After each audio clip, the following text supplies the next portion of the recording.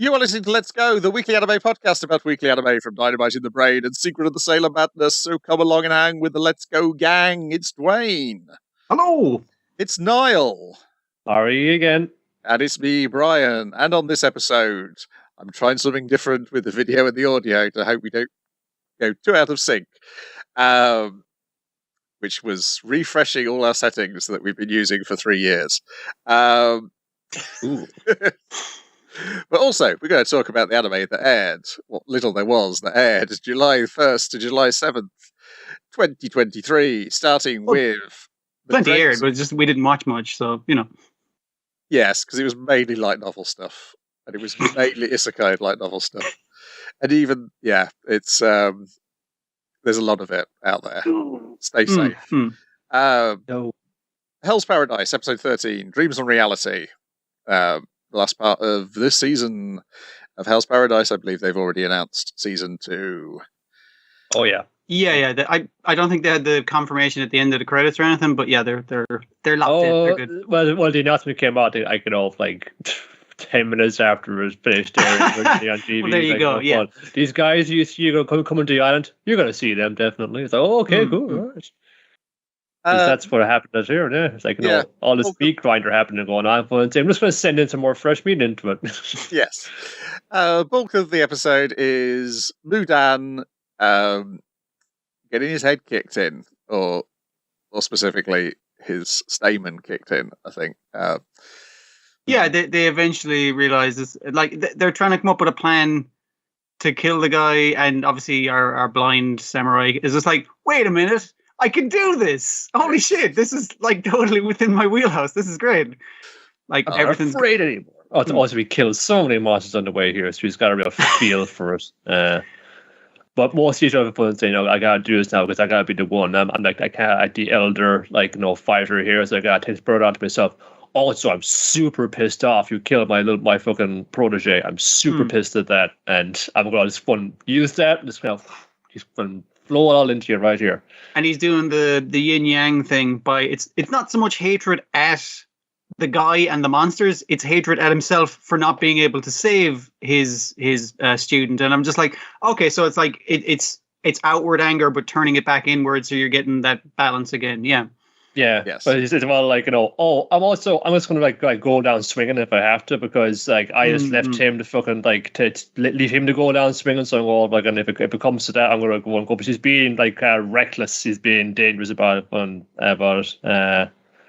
He's got a whole family. He's got a whole squad, a whole team here of guys back in a fun team. Maybe if we all move in here and kick its head in, we might actually get somewhere with it. Whereas our Kunoichi is like, yeah, I'm not doing that. That sounds bad. She will do is cover you in her slime. To help. We get the joke of the episode where Sagiri asks her, is it necessary for you to be licking the slime onto my body? And she's like, nope. That's just for me.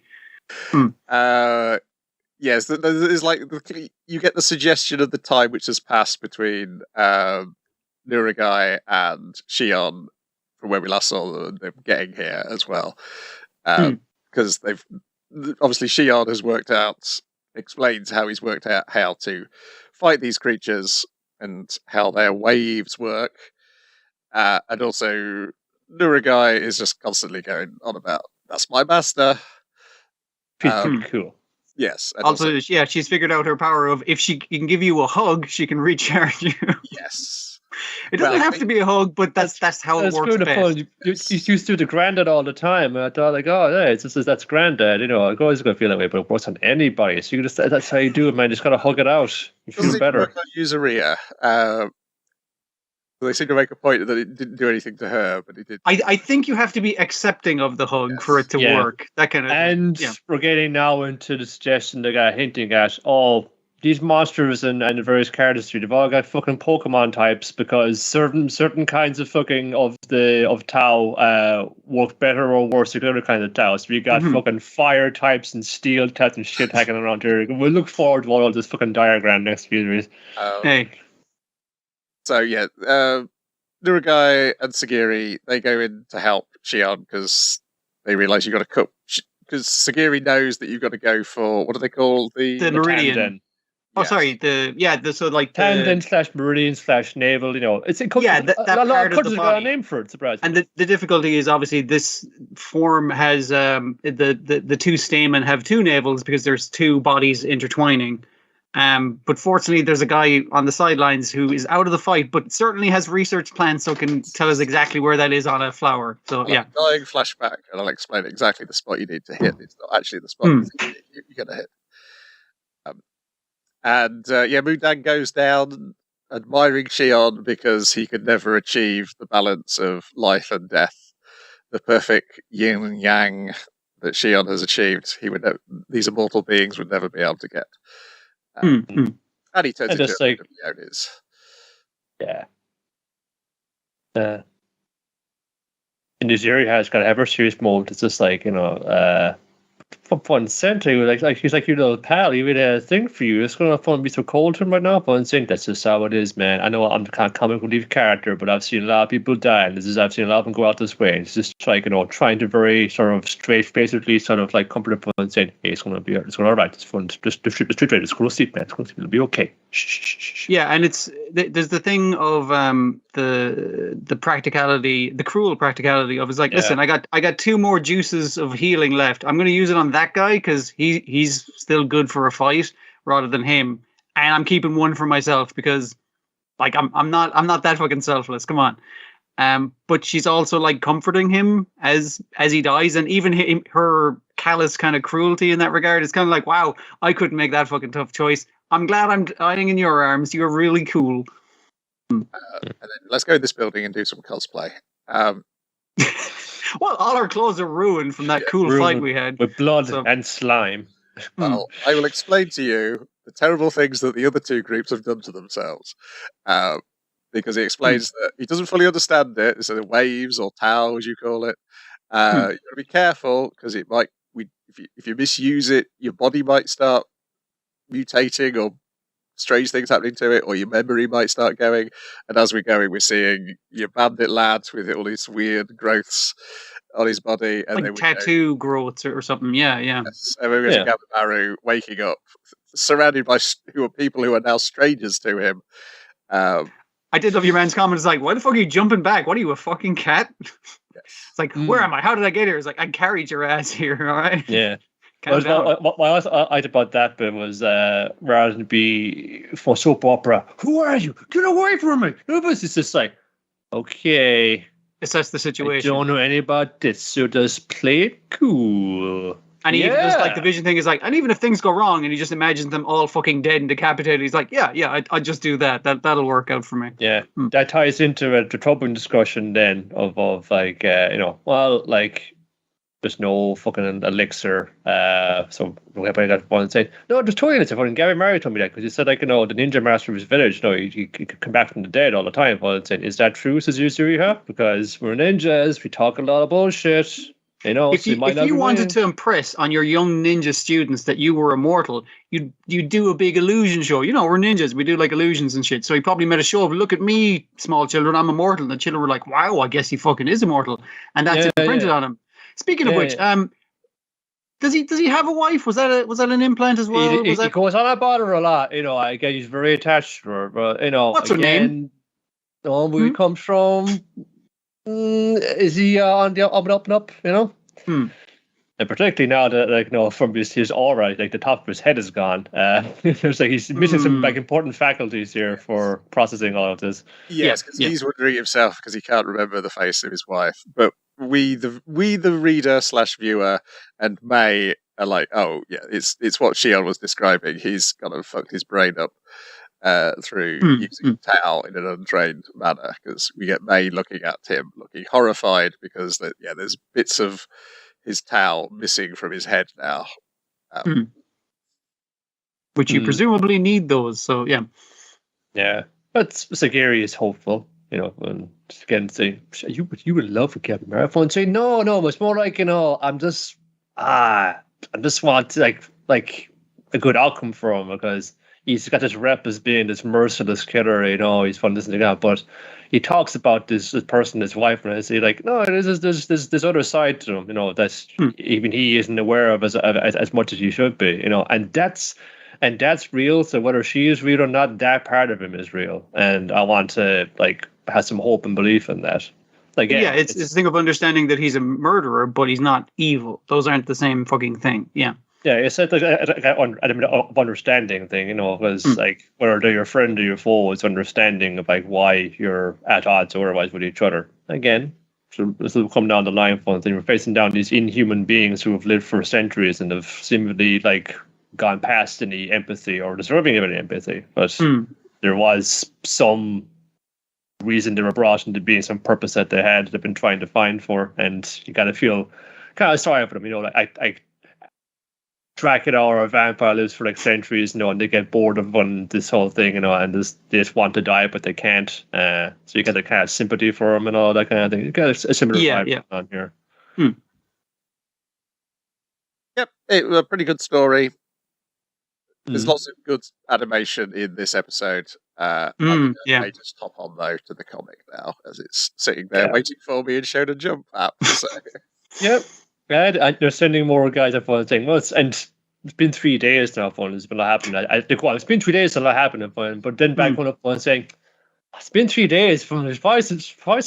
The price same price by Adam go look into it. It's not to get fucking like milk around the corner, lads. It got to get the fucking elixir of immortality from Mysterious Island. It might be a minute, you know. But they've been too long. Send in a reinforcement. Send in the good ones this time. Is it supposed to be the Brigadoon situation where there's only like a limited period when they can get to the island? Like it appears and disappears or something like that. Yeah, maybe that's the case as well. That was mentioned right at the start. Yeah, it was like, oh, the island's reappeared. We should, or an island take advantage of it while it's there. Yeah, so we should probably get. I think that's the excuse they can have. But yes, it does seem weird. 3 days. So, like, how desperate are they for this elixir of life? I know. What they only booked these guys this weekend, and they're very hard to get otherwise. So we gotta go move on this one. Otherwise, we'll be waiting. We're on a wait list for another 6 months. We can't have that. Yeah. Over the past 3 days, there's been a lot of crime committed by super hardened criminals, and we need to get rid of them as soon as possible. Well, it is an election year, because that's how shogunates work, right? We can make some headway on these policies, otherwise we're going to have our ass in this thing. Then we got Chibi Godzilla Reigns Again, episode 13, another mysterious island. A mighty monster's instinct, in which Chibi Godzilla sneezes and lets out a radioactive beam, and is constantly doing it into Mecha Godzilla's face because he doesn't want to hurt his friends. Mecha Godzilla right in a second. Then what happens?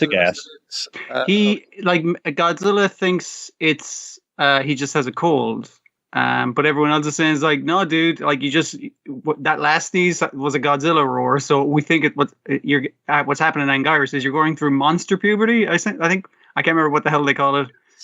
So he leaves them a heartfelt letter, and I did like Mecha Godzilla reading the letter and kind of like commenting on it because I was making the same comments. I was like, "Hey, it's me, Chibi Godzi."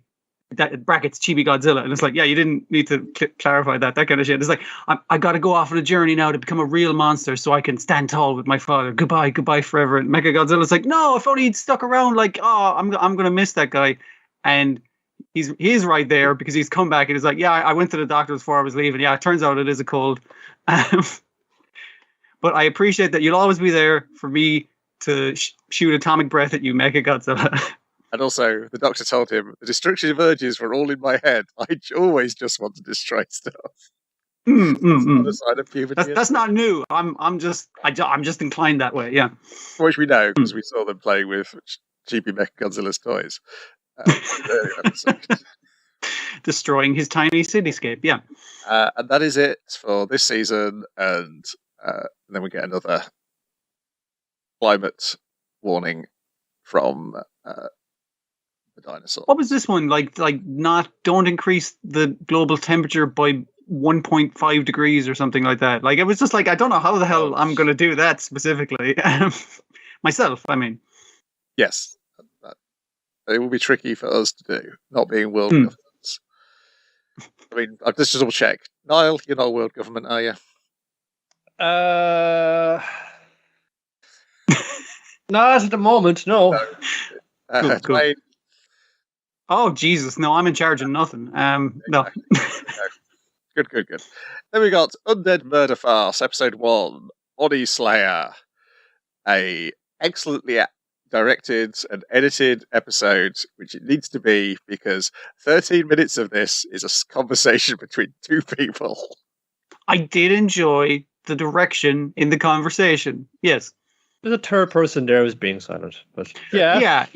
But I mean, like, there were some nice shots. Like, I really liked the overhead shots with the ground turning, but the characters walking statically. I was just like, that's a nice look, you know.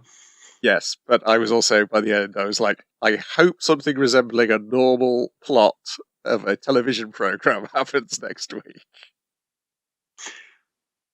It's not very normal in its setup, because it opens up as like, this is a different Meiji era to the one you're used to. And I was like, is it though? I've seen a lot of them. Well, it will be slow in the setup because it is opening chapter of a real book, not one of those fake books they usually make cartoons of. A actual, book that someone wrote and it has substance to it. So it's going to be a lot of obviously talking and all that. There's chapters right there. And this is a setup as well. From going to get the phone and saying, "Here's what you are. Here's what I am." We clearly, we're good to be chaotic because we need each other. We got a need and only the other one can't actually fulfill. So let's team up and pursue this goal ourselves. Yes, so what are our characters' names? The only slayer of the title is a fella who has a circus act where he slays Oni. He is actually half Oni. Well, actually, probably more than half, but I think originally half. They bring in random yokai and ghosts and spooks and spriggans for him to kill for a captive audience. And they call him the Oni Slayer, but that's because he's half Oni and he slays things, not because he slays Onis. I mean, I presume he could slay Onis as well. He could if he really tried, yeah. He's a Sugaru Shinichi. Shinichi being like, oh, you're the fun headline actor, yeah? That's pretty fucking modest of you, isn't it? His body has been fucked up, though, by a mysterious Westerner with the letter M on a cane. Moriarty. Margaret Thatcher. Yes, definitely Moriarty. There's literally no question that it's Moriarty. And he has a run-in with a maid who he gets to a fight with, who he's carrying. And I know it was in the opening and everything, but her unwrapping a fucking the rifle with the bayonet built into it. I was just like, oh fuck yeah! And then she does some cool shit with it. I think my favorite was when he flipped backwards. She just slides it along the ground so he would land on the fucking sword, and he's like, "Oh fuck," having to change his position. There was some nice gun kata, I guess. Yeah. He spent a whole bottle of beer, which is very expensive to come by at this time of history, and just poured it all down the barrel to stop the shots. To stop the powder going off. I was like, "That's nice. Yeah, good stuff." Yeah, okay now, Fun. Let's calm down here, Fun. It's all right, Fun. Hey, what are you going to throw in your voice? No, in here, dummy, in the birdcage. It's me. I'm Aya Rinto. I'm really ahead now. Yes, she is the immortal, a being who cannot be killed, but she's had her body stolen by a mysterious foreigner with the letter M on a cane who had... So as he points out to her, it's just like, wait a minute, if you're immortal and someone chopped off your head, wouldn't your body grow out of your head? And she's like, correct, but I was killed by an Oni, but he was only half an Oni, so he only did half a job. Yes. So I'm a severed head right now. I need you to go hunt down this guy and kill him, and you'll do it because I'll promise to keep you, I'll lengthen your lifespan if you do, because I know you want to stay alive.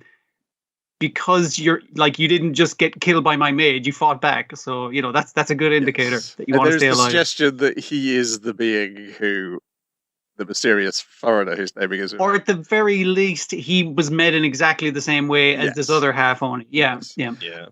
And how are we going to do this? Well, through my body fluids. Now, I can't spare you any blood because I'm just a head. And I'm sure you don't want to eat my snot.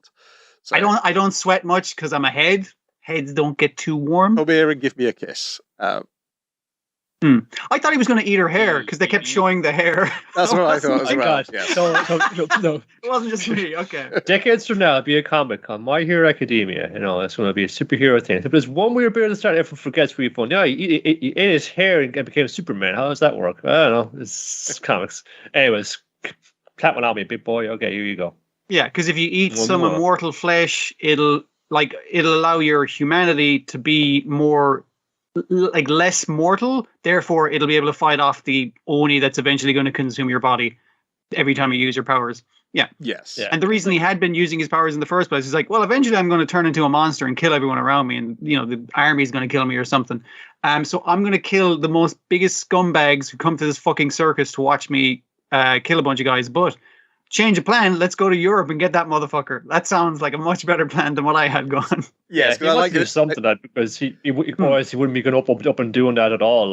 Yeah. So just give him like a purpose and set him to it, and he'll just work away at it. I like that it's not kept a secret, but that the same guy operating on him who has stolen the body. It's like he's like, oh, that sounds like the guy who captured me and pumped me full of more Oni power than. Well, absolutely. We both want to get this guy. Then, yeah, let's work together. I mean, and it still seems like either of you could betray either of you at any stage. But for the moment, your intents are aligned. I think the mate's there to prevent that from happening on his front. But, yeah. And of course, we've got the question: what does Moriarty want with an immortal woman's body? To defeat Sherlock Holmes. Crime, the speed and Napoleon of crime. He'd be with a mortal body. He'd be the Dracula of crime. Yes. There is. I think Dracula or another vampire turns up at some stage, anyways. There's certainly the list of characters. It looks like all your favorites. Yes, and also looks like there's a Frankenstein in there. That's good. Yep, and there appears to be one more character we've got to add to our adventuring party. Some sort of plucky East End girl from a character design. Vera. Well, they won't know the ins and outs, whereas this kid will have the street smarts to get them to where they need to be. Yeah. Yeah. No, but a conversation was there. It was at least it came along. It wasn't just wide shot, medium shot, close shot, wide shot, medium shot. It was like this. This is like directed by fucking Mamoru Hatakeyama, who was like the Kaguya-sama director, which is a lot of conversations, a lot of awkward scenes in that now. So how do you make that move? If you kind of go kind of abstract with it and do it, because when they're walking down the street, it kind of becomes narrower and narrower street until it kind of pulls out. You're kind of walking along this infinite kind of narrow, precarious plankway in the darkness. But thinking, we each are walking a precarious path, aren't we? Yeah, by having this conversation, we're doing that, or kind of zooming up along him, and then you see her giant looming severed head, and I was just like, that. There's nice visuals where they're trying to show it's like she's the one in the power in this situation, despite being a severed head. It's well shot for what is just two people going like, hey, is this the plot? What's your version of the plot? Oh, this is my version of the plot. Okay, cool. Now we're all caught up. Let's be a show. Yeah. I'm intrigued. There's definitely, to say the least. If we get from a pure action hound perspective, we get more fight scenes like that, which seems to be the promise from the opening anyway. Then that'll be a treat too. Will we get Sherlock Holmes doing capoeira again? Maybe. Is Sherlock Holmes a Frankenstein now? I hope so. Maybe. The scripts of Noboru Takagi, who we just finished watching his scripts for Golden Kamuy, because he does he's the head writer on that as well, and various other stuff you've watched. Another period piece with this guy. What's his deal? About the only... Again, good conversation fucking bits. Yeah. The Inspector is less good about the way the conversations are shot, but different directors, so yeah. Because from what I understand, while they're hunting down the mystery of one, who's Moriarty, where's my body at? They actually also are solving other mysteries as well, so it's lots of the elementary, my dear Oni Slayer dude. About 5 minutes. About the worst thing in it is I'm 14 and I've been 14 for 900 years, and I was like, okay, that old trope, and I'm a severed head. I was like, okay, that's a little different, but it's still weird. Then we got something I didn't watch because I'm not going to bother jumping back in at this point because I hear that this has got a weird structure of its season. Jujutsu Kaisen Season 2 Episode 1 Hidden Inventory. It's actually season 2, episode 25. Okay. Oh, Young Gojo airing this summer.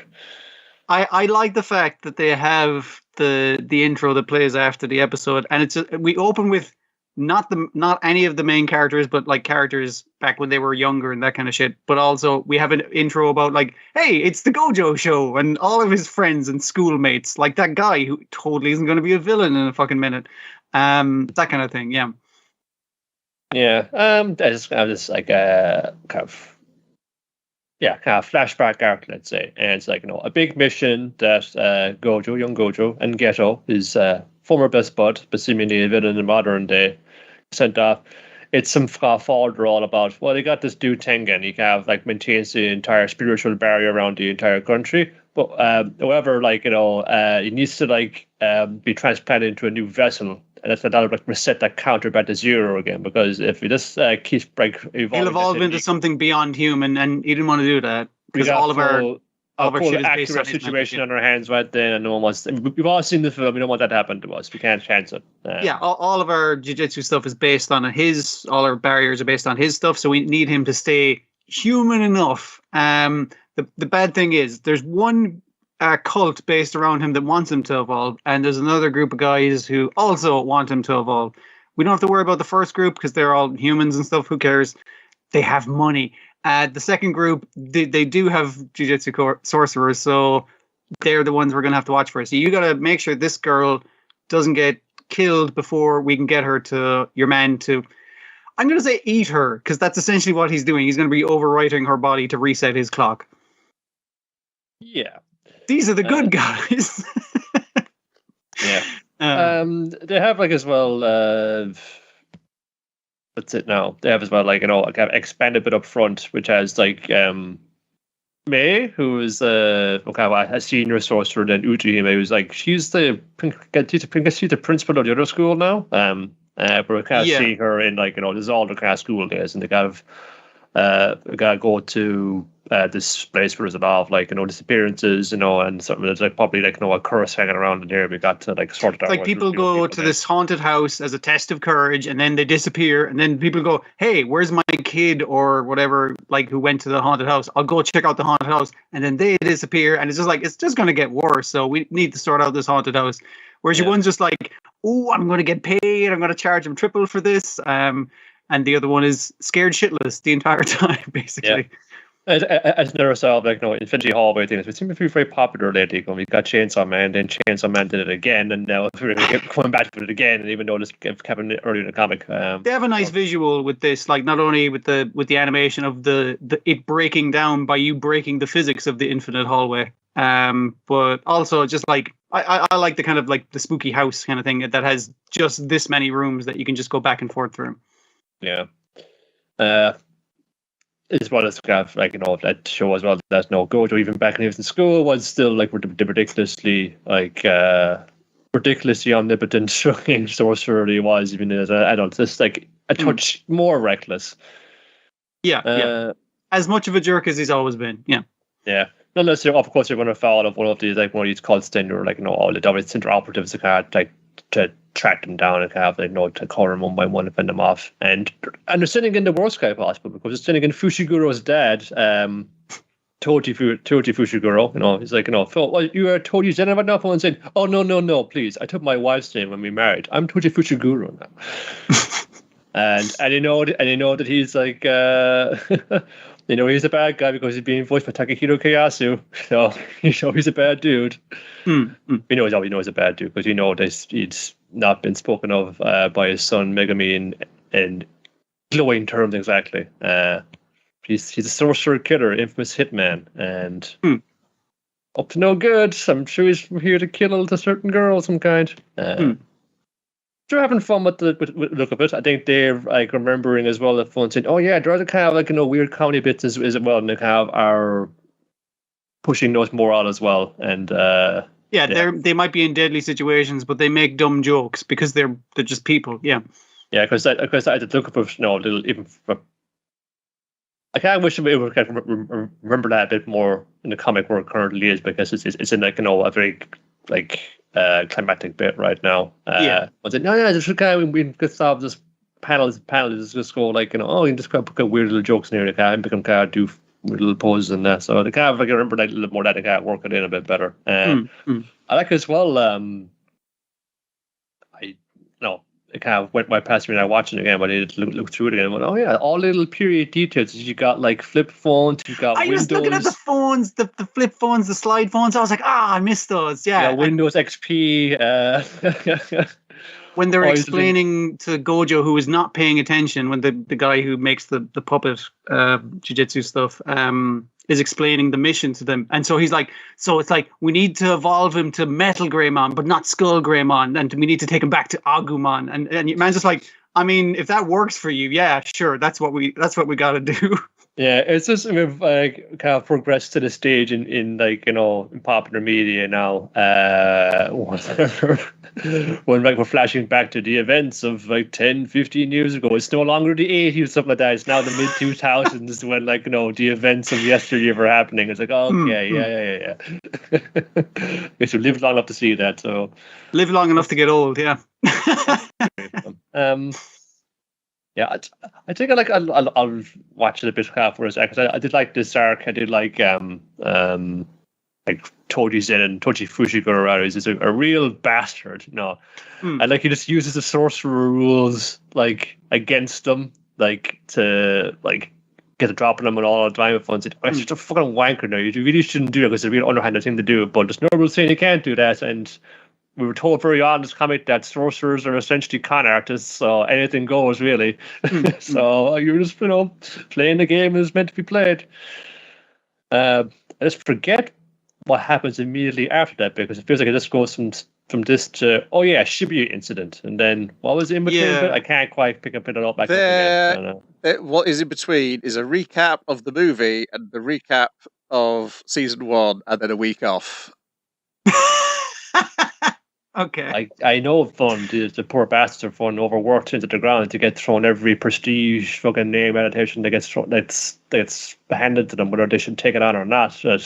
Gosh, all right. Yeah, that's what I meant by a weird broadcast schedule. Yeah, fair enough. I think there's 5 weeks of this arc, 3 weeks with nothing new, and then it's back for a long old arc. Okay. Yeah, just in a week where there was like what's out today? Nothing. What's out today? Nothing. What's out today? Nothing. Okay, went down for a week and said, Jujutsu Kaisen, yeah. Watch a bit of that, yeah, sure.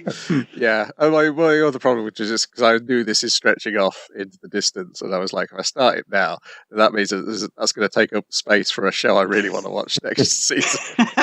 Sure. I was interested to catch what the new director would do because Sung-Hoo Park, it was the Sky Forest, because there were some things he did right, some things he did maybe a little bit less right, but I think he went all in on that now. This could be kind of unbalanced as a result because of, I don't know, maybe he didn't know no better. The new fella actually, the new fella's a fairly map mainstay guys with a steady pair of hands. Shota Gosho Zono. This is the first thing that they did with that wholesale. This episode directed in on a couple of different things.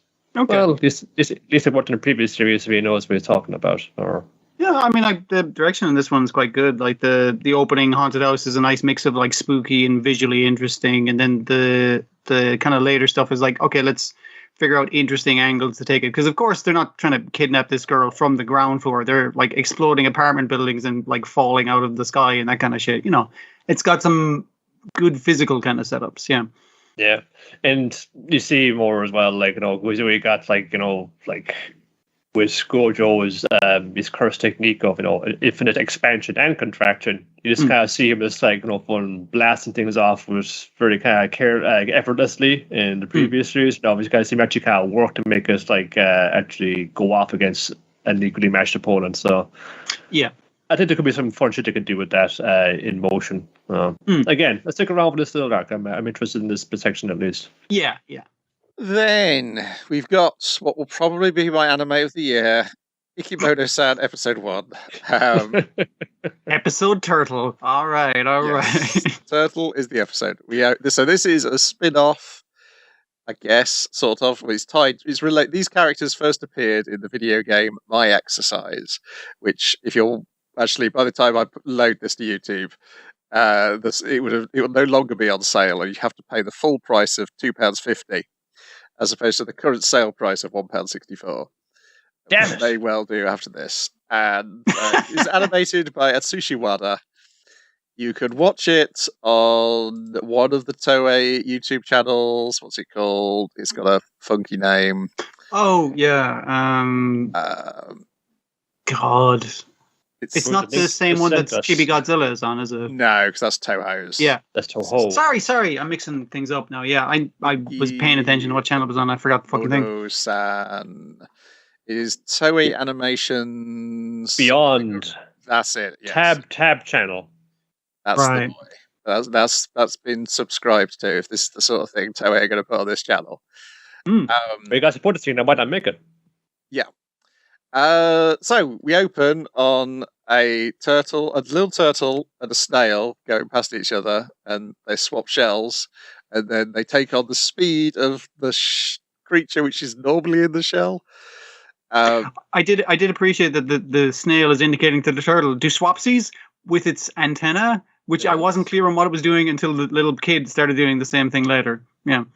We pull out to observe that this is being observed by Ikimono, and then a great turtle rolls up behind him, and he starts making switch between my pants. You want it? Let's give him a switch. The turtle agrees. He steps out of his shell. There's like a hinge, so he can do this. Pops on Ikimono's. Ikimono's indicating the pants by snapping them. Yeah. And they swap. He's having a great old time inside the turtle shell. The turtle's having a great old time in his shorts. And then his dog, which is also there, has knocked him on his back, and he's like, "Whoa, this is great! I can't get back up. Fantastic!" And then the dog climbs in the shell with him as well. My finger on the inside. Yeah, I know.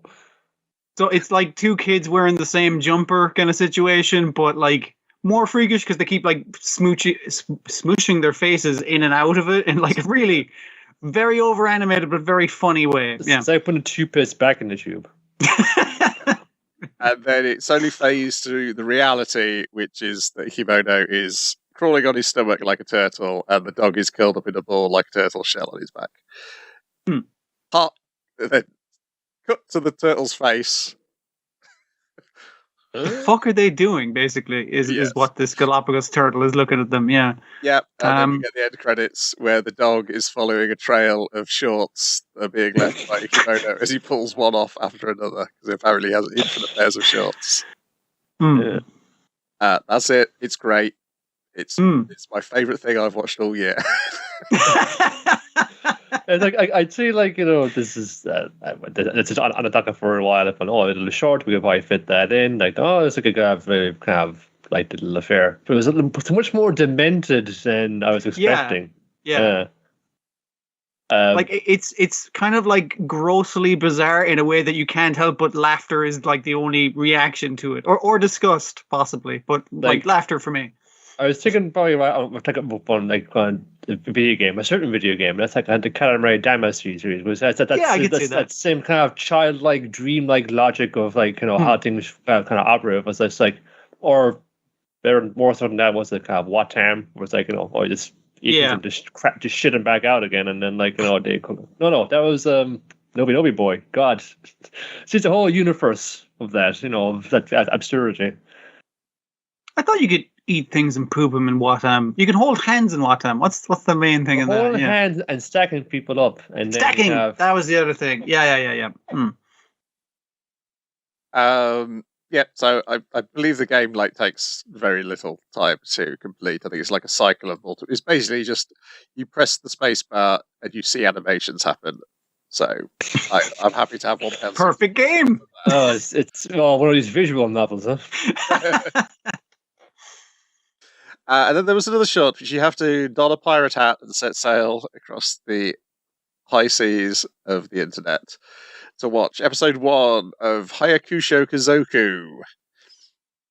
Noble farmer. Yes. That's me. If you're not going to educate me about the Japanese farming industry, and you're not freaking you were saying the comic was doing it this week as well, Brian, talking about Golden Kamuy. Yes, Golden Kamuy. Watching this the same week that the most recent English volume of Golden Kamuy went on Shonen Jump caused a little bit of narrative tension, because this episode is all about how great it is that Hokkaido feeds Japan. And I won't spoil all this farmland was just sitting here. Yeah. Can you believe it? Yeah. I mean, it's not her fault. I mean, like, she just like, and she went on to do manga and shit, so she's not even doing the farm stuff no more. Yeah, and you would have to respect the point. Well, or at least trying to, like, you know, work the plan and try to live out the fun bounty of it at that. Well, this is like an exact harmony with nature, seeing as you dump most of them up because of fucking quota issues. Thank you very much, European Union. I mean, yeah, it's the same everywhere. Is that taking what you need and giving some back, or is taking all of it and throwing half of it away because you don't need it because it went bad? Yeah, we've made too much milk. Throw it the fuck away. Yeah. Yes. Silver Spoon was worse in a reminder of, like, oh, this is a life I escaped from. Dodge that bullet by going to did a food science degree rather than all the agricultural degrees which were surrounding me.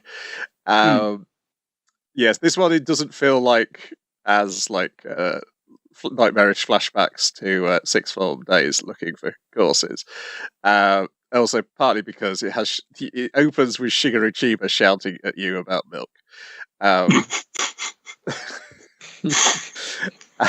You knew. If that isn't the reason to pirate it, I don't fucking know what is. I think he's also played the dad as well. Yes, yeah. It's a little bit odd that this hadn't got a bit of fun because out of, like, you know, little spin-off city comic things that got made a TV show of manga artists that you might have heard of, Romo Arakawa will be right up there, right? Right up there. Everything else she's done that's turned into an anime gets licensed. I think this is it. This is the one which nobody's picked They keep doing the wrong ones. Anyway, if you want to see a bunch of funny-looking cow people and one human talk about real cows, this is the show for you. Yeah. I mean, I picked up. I mean, I grew up on a farm. I wouldn't say I've necessarily escaped from it. Eventually, I've taken more responsibility from it in advancing years, even from afar. But I think there should be some respect given to the people who put food on the table. This extent, you know. Again, they're just like privy to, like, you know, at the whims of whatever fucking political winds are blowing. So that can happen sometimes, and they're not immune to, like, the weight of history either. But you know, you gotta make a go of what you got. Some stay in the farm, some become a multi-million selling manga author. But even if you become a multi-million manga selling author, you're still mad at the kids these days when they talk about they don't eat the cheese. She don't forget where she came from. Never forget never think you're too good for the work.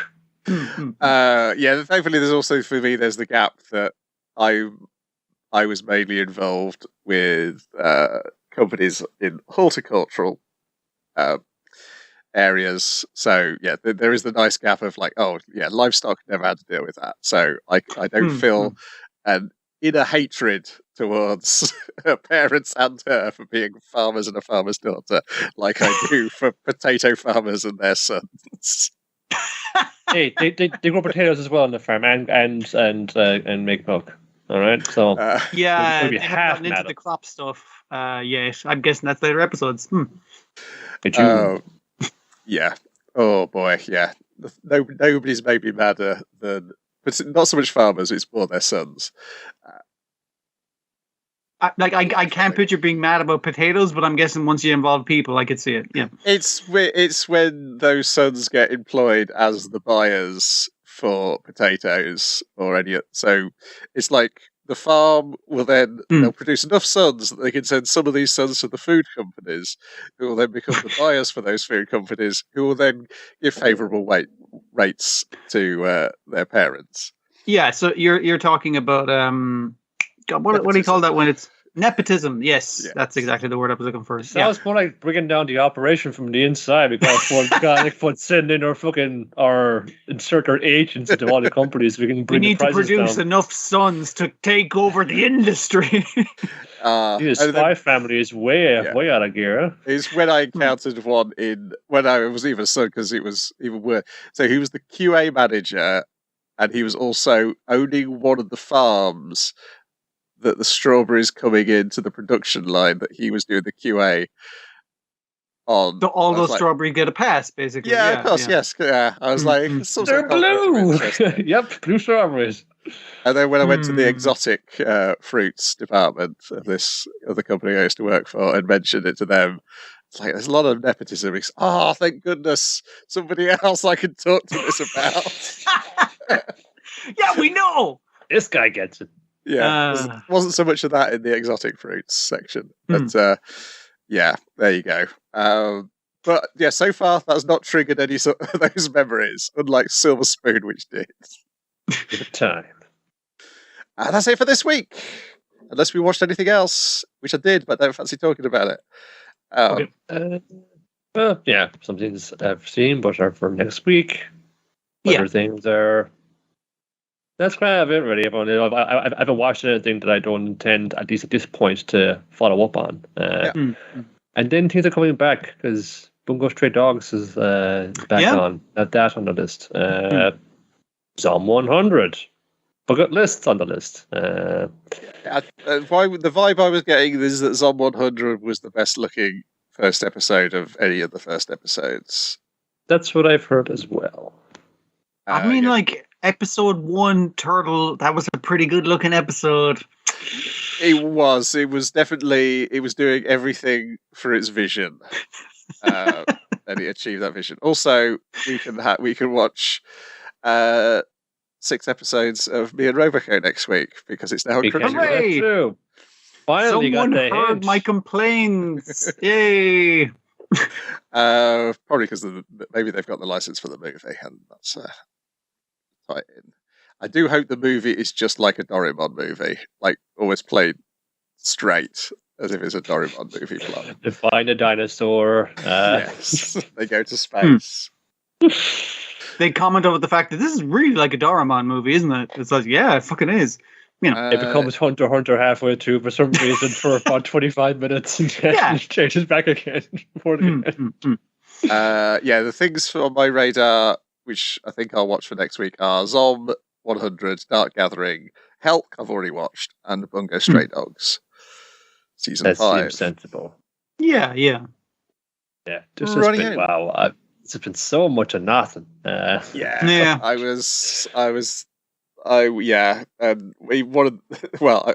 give you a clue. It's the one I just mentioned that I've watched. It might not make it to a second episode next time.